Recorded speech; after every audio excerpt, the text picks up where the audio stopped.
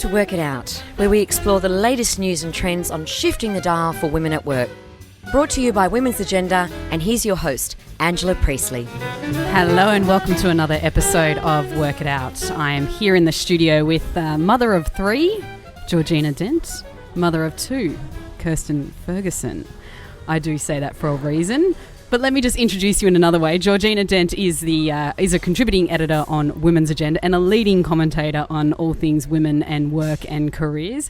And Kirstin Ferguson is a leading company director. She sits on the boards of ABC as well as a number of ASX 100 listed organisations as well. And she's the founder and creator of CelebratingWomen, which we'll get to very shortly. So, Georgie, mother of three. Yes, Ange, mother of two. Oh, why, thank you. I'm not sure if it's a good thing or not, but talk us through what is going on. We've had another headline overnight coming out of one of our favourite publications. We have, and look, I should say that it was Kirstin Ferguson, mother of two, sitting next to me, who brought it to my attention last night. But yeah, the Daily Mail had a headline in the papers about Alex Mann, who's been appointed the CEO of Channel 4 in the UK. She is the first female CEO in its 35-year history, and naturally she was described in the headline as mum of four. Before anything else, I might know. Before anything else, yes. And the thing is, when I saw it, I thought, I've seen this before, I'm sure I have. And then I thought, no, this is a new appointment, it's only been made today. And then I remembered that when Rona Fairhead was appointed the CEO of the BBC, she was also described in a couple of newspapers as mum of three. It's absurd. It just grates, doesn't it? It does. I mean, because you just cannot for 1 minute ever imagine seeing a headline that says father of four appointed, to this role. They're parenting the number of children they have, whether they're married, whether they're single. It just doesn't. It bears no importance on their ability to do the job, so it isn't raised. But with women, it's always there, front and centre. And I might also add that in the national newspaper today, we also had the lead story and the lead paragraph in that story referring to a woman as a prostitute before anything else as well. So it's going on in business, in all facets of life. And in that one, though, it's actually curious because, as you pointed out earlier, that the man in that case, who he was described as a newlywed father. Yeah. And why is that? Newlywed father is obviously meant in a flattering terms. Prostitute is not used in a flattering sense. It's almost to dismiss. To dismiss. Yeah. And then, but with the man, we're asked to consider this was a newlywed, a father. Now, we do start with language today for a very good reason, because first of all, I just wanted to talk a little bit about some of the language that is used about women online as well. And we've all been there in terms of what goes on social media, and half of all women now report some form of harassment on social media, a figure that increases to around 3/4 of all women for those under 30. I will note just briefly that I did see a great new business yesterday. It's called Troll Cakes. It is in the US, so we might need somebody to bring it to Australia. I've been in contact with the owner of Troll Cakes, and I'm hoping she'll come back to me shortly, because I'd love to put something on Women's Agenda and see how she might be able to help out Australian people as well. She will take an abusive line that is said to you on social media, and she'll put it on a cake. And you can either send it to the troll yourself, or she has an additional service where she'll do some research and try and find out the home address of the troll and send it for you. I just thought that was great. It's a bit like in the US, those late night shows where they get the celebrities on to read their denigrating tweets, men and women, and you're sort of reclaiming, I think, the power of whatever was said. And when it is said in the cold light of day or on the top of a cake, it's so ridiculous. So I think that's a fabulous idea. Great opportunity. I think it's great as well. And it looks, again, ridiculous is the best word to describe it, because it just looks so silly there on the cake that, you thought that was clever. Well, here's the cake that says it all. She'll also send cakes to Donald Trump's office for you as well, with some of his tweets on it. So I was going to ask, is there a Trump Cakes business coming? Really, honestly, though, that could become her sole business. You could just focus on Donald Trump if you wanted to. Yeah, so there's room for expansion. I think, she's only launched a few weeks ago, but I suspect that she's doing pretty well. So they didn't look like the nicest cakes. No. Not particularly appetising, but yeah. And I think what is interesting is that is a similar thing to what you have done, Kirstin, with Celebrating Women, and that was you sort of turned your frustration at the denigration you saw and have created something positive out of it. Yeah, so maybe, Kirstin, take us from the start? Because, I mean, it did start at the beginning of this year. Georgie and I have had the pleasure of being able to follow this the whole time, but why did you start Celebrating Women? Earlier in the year, I had far too much time on my hands. So I was on summer holidays on the beach and I was reading Twitter a lot because I enjoy being online, I enjoy participating online. And I couldn't help but notice the amount of denigration that women, particularly high-profile women, and you mentioned earlier I'm on the board of the ABC, so I was noticing fabulous ABC women being denigrated for having nothing other than an opinion. And it really annoyed me, and I'm really conscious that if some of those things were said to a person as I was standing there listening to it, I would act, I would do something. Yet we feel a bit powerless online and we see it happening and don't quite know what to do. So I ended up writing an opinion piece for Women's Agenda about how I thought we needed to make some more noise celebrating women rather than denigrating them. And it's a little different to the troll cakes idea. In some way, I'm not wanting to focus on the trolls themselves. I actually just want to focus on the women and how fabulous women are. And so this has moved well beyond how it began, and it's become a commitment I made to celebrate 2 women every single day from all walks of life from anywhere in the world in 2017. This morning I posted the 312th profile, who is a woman from Vanuatu who started and runs a glass-bottom boat business. Great. So yeah. Utterly diverse women. And I might note also overnight you also got a mention in Africa's largest online publication for women. I did. I was very excited about that. So that's because on Monday I had profiled a lady called Anita who is out of Ghana. And so the whole campaign is around celebrating women for who they are. There's absolutely no vetting, so it's open to women from any socioeconomic group, any educational background, any profession in the home, outside of the home.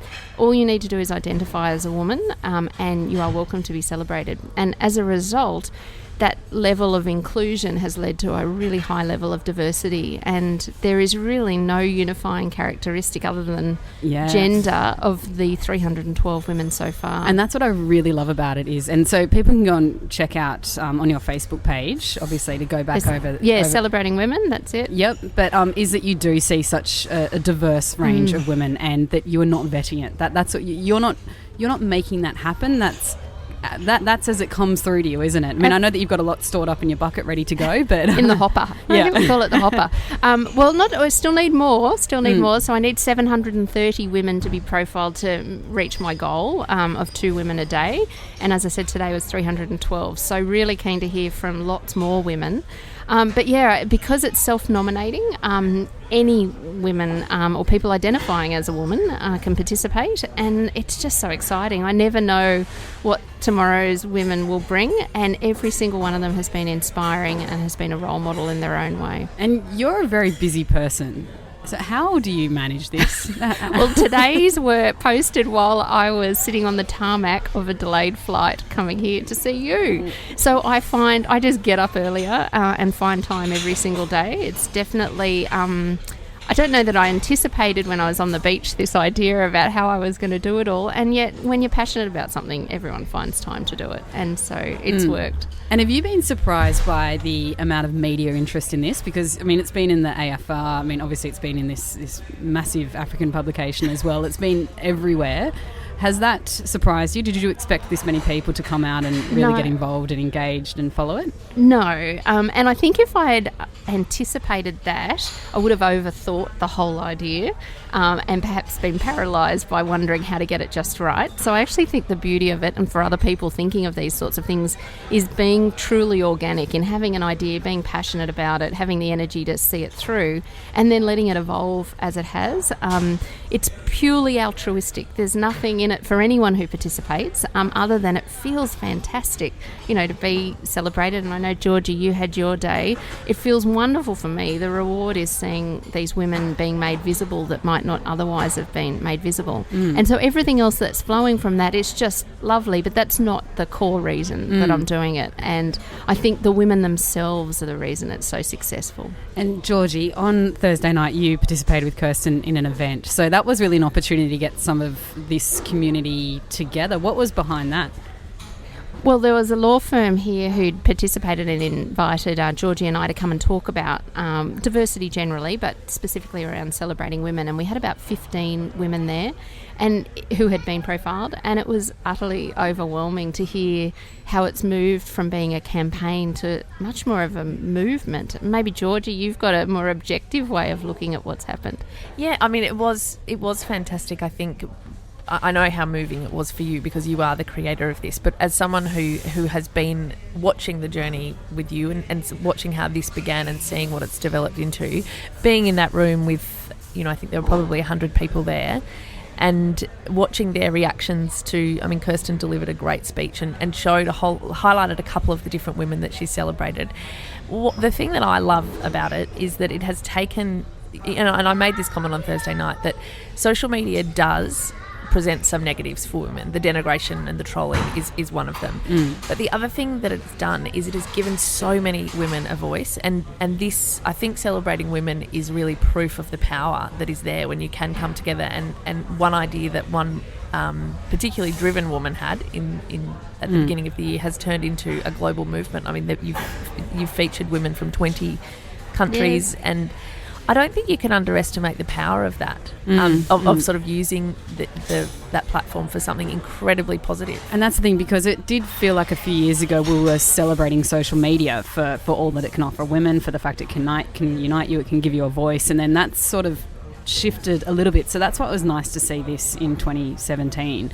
Particularly at this point in world history. I mean, who knows how we'll look back on this point, particularly after the election of Donald Trump, and that's kind of when it came through as well a few months after that. So that's what I love about it. So well done. We're going to take a little break, and I hope, Kirstin, you can stick around because we want to continue talking a little bit more about language.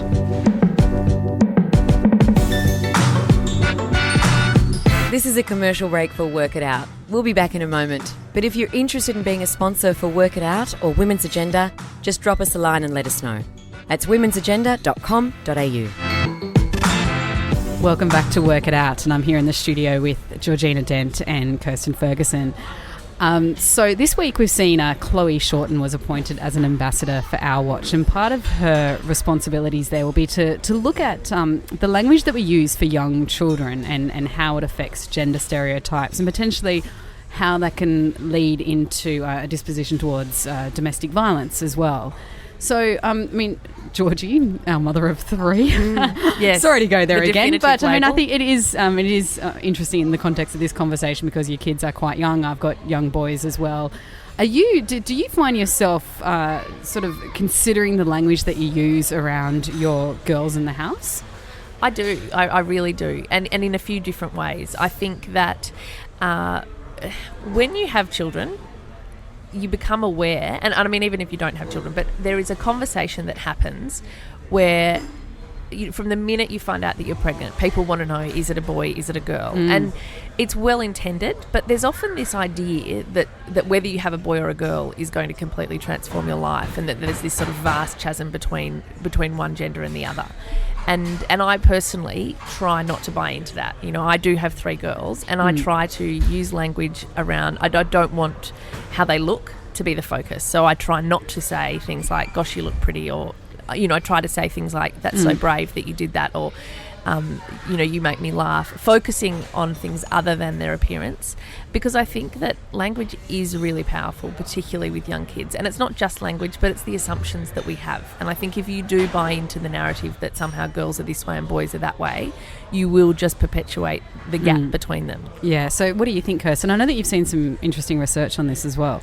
Yeah, well, I think Our Watch has put out a report called Power of Parents, and it talks about the fact that gender role behaviour can be developed in children up to the age of 3, and in fact by the age of 2 predispositions to domestic violence can be manifested, and that's pretty terrifying stuff. And so they also have some statistics. I think it's something like 90% of parents, obviously when asked, want to ensure that boys and girls are treated equally. It's then how do we break habits and old stigmas around how we treat gender to ensure that we do achieve that. And it's also the comments that you get from outsiders as well. The well-intended grandparents or the well-intended people on the street who... Absolutely. Yeah. I've got older girls, late teens, mid-teens, and they're actually the best policemen we have in our home. They're very fiercely aware of gendered language, and in fact my youngest, who's 15, will be watching a Hollywood movie or something, and she'll be the first to shout out, why is it that the girl has to do whatever it is, which I think is fantastic. But we need to be really consciously trying to make sure we're bringing up our children in that way. But it's also around how you split the tasks in the home. I know I'm dreadful in that my husband mows the lawn and I tend to do the stuff inside, which means my children have been brought up perhaps thinking that that's a stereotypical splitting of tasks, and I think I probably could have done a better job at going and learning how to mow the lawn. I'm quite happy that my husband does that, but I think it's being conscious of all those kinds of choices that we make and how decisions are made in the home, and how we're teaching children that decision making is split between genders as well. Yeah, and the pocket money issue as well, which is something that Tracy Spicer has discussed in here, and she writes about it in her book as well, is looking at how she was splitting the chores in her house and realised that they were inadvertently paying their son more than their daughter because he was doing things that they associated with being worth more, like mowing the lawn or taking the trash out, things like that.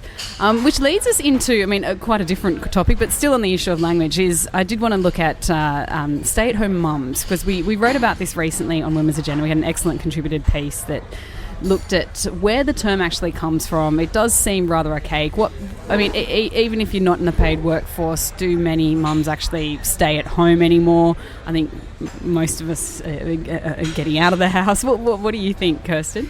Well, it is a term that just hasn't satisfied people for a long time. And in fact, before I came here today, I sort of did a little bit of research to understand where the term came from. And in fact, the term stay-at-home came about in the early 1800s, and it referred to men, not women at all. And it was men who chose not to travel abroad and men who didn't want to travel overseas for military service. And Austen would talk about it, and Dickens. And it was basically a guy... So it called them stay-at-home men? Stay-at-home. You were a stay-at-home. Okay, you were a stay-at-home. And okay. basically it meant you didn't get out much. Yeah. And so then that term, housewife, they've found reference to that term since the 13th century, but it's obviously evolved, and then in the 1950s people decided we'd call it homemaker because it sounded a bit more respectable. And then in the 80s and 90s is really when there was all this politically correct language around domestic caregivers, and I don't know if you remember things like domestic engineers and technicians and things. So I don't think we've got the term right. Now there's the household CEO. Yeah, all of those. And none of the terms actually matter, because the challenge is that it's the connotation that working at home is worth less than in any respect working outside of the home. And it's also that it's a gender-specific term. I think they're the key issues. Well, it doesn't matter what we call it until we overcome some of those views that being at home is worth less than, in inverted commas, both financially and just in terms of our perceived value.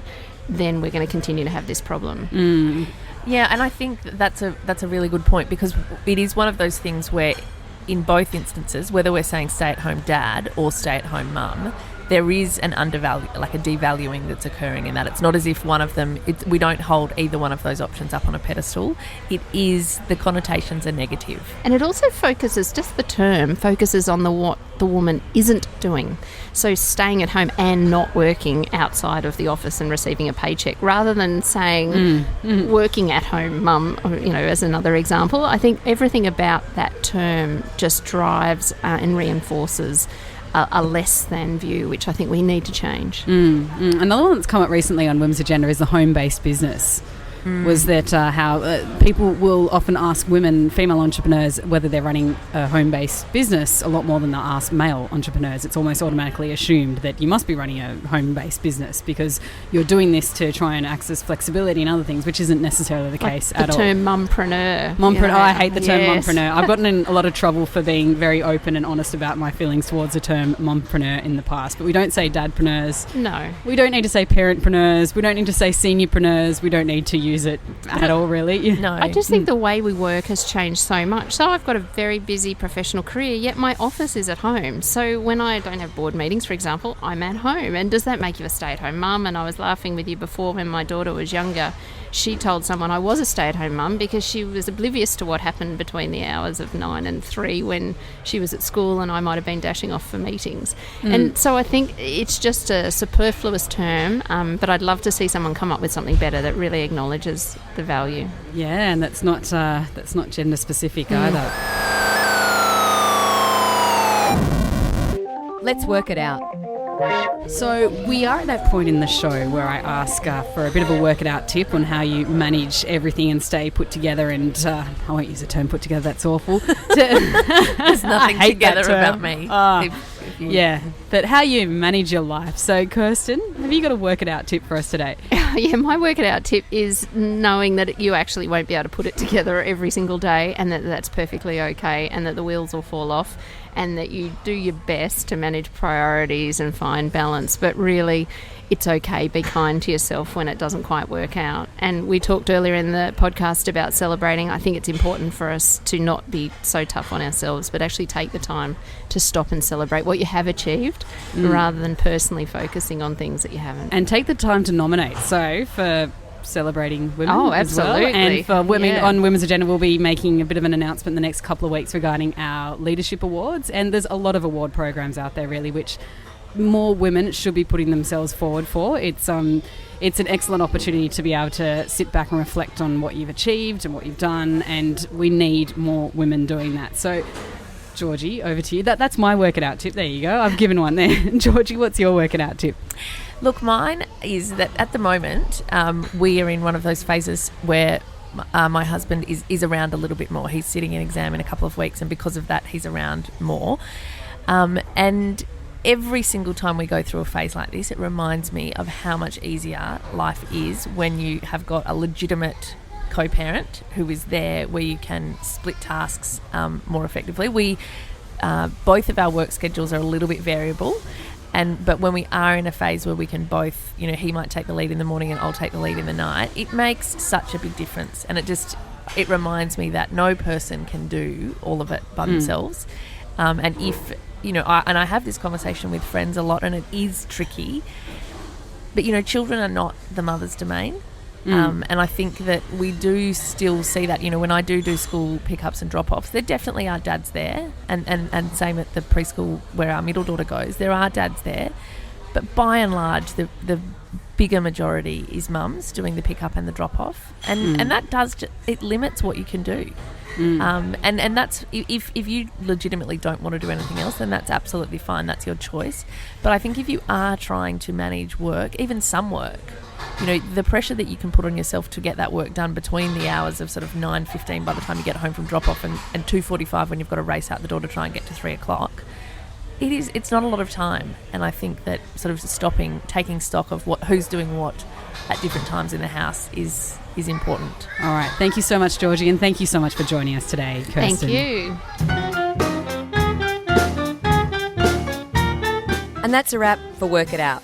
Brought to you by Women's Agenda and, of course, powered by Eagle Waves Radio. Don't forget to follow us on Facebook and Twitter and listen to us on iTunes. Catch you next time.